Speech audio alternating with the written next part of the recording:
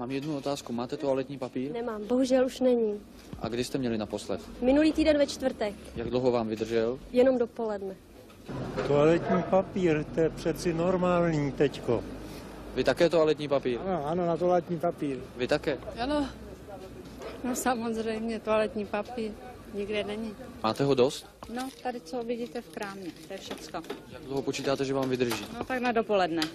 Z našeho malého průzkumu v ulicích Prahy tedy vyplývá, že toaletního papíru je skutečně značný nedostatek. Čím je způsoben? Tento problém není jen problémem Prahy. Toaletního papíru je opravdu nedostatek a problém je již delšího data.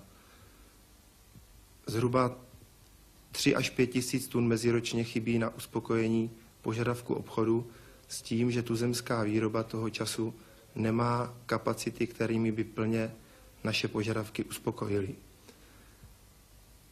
K tomu, aby obchod řešil tuto svízelnou situaci, přistoupil aktivně tím, že v měsíci březnu a dubnu dovezl za devizové prostředky z nesocialistických zemí 1000 tun toaletního papíru v objemu 12 milionů korun.